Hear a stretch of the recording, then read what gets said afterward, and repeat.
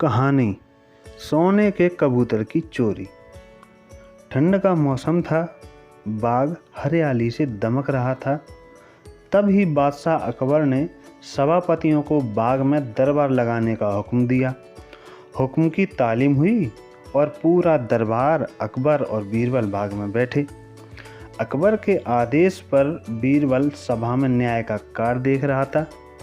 कई लोगों की न्याय याचिका सभा में पड़ी गई, जिनका बीरबल ने अपनी सूझबूझ से न्याय किया। लगभग सारी याचिकाएं पढ़ी गईं। न्याय के इस कार्य में कई घंटे बीत गए। थोड़ी देर बाद दरबार में एक व्यापारी आया। उसने चोरी की अर्जी लगाई थी। उसने कहा एक बार वो दिल्ली गया था, वहाँ उसने सोने का कबूतर देखा। उसके पंख सोने के थे।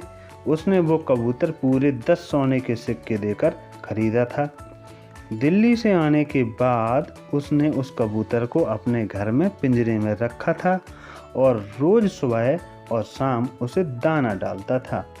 रात्रि को उसने दाना डाला था, लेकिन अगले दिन उसे बाहर जाना था, इसलिए यह कार्य घर के नौकरों को सौंप दिया।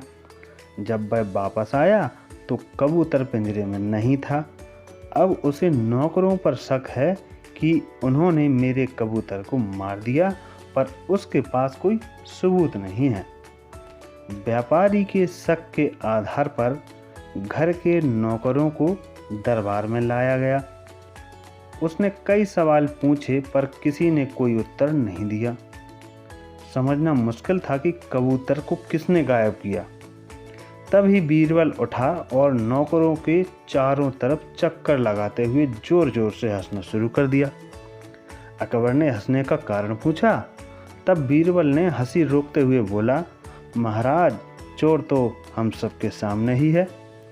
उसने जब कबूतर को पकड़ा तो कबूतर के पंख उसकी पीठ पर कमीज के ऊपर चिपक गए, जिसे वो हटाना भूल गया और दरबार में आ गया।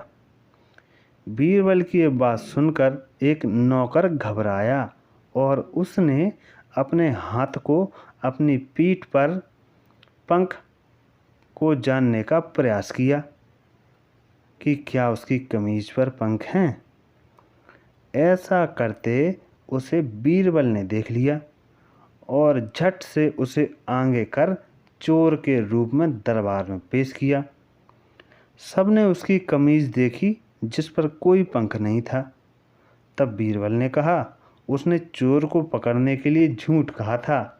उसे पता था जिसने चोरी की है वो जरूर अपनी पीठ की तरफ अपना हाथ बढ़ाएगा और अन्य नौकरों को सहजता से दरबार में खड़े रहेंगे। और वही हुआ। इस तरह बीरबल ने सोने के कबूतर की चोरी का न्याय किया, जिसे देखकर फिर से अकबर ने बीरबल की तारीफ की और सभी दरबारियों का चेहरा उतर गया।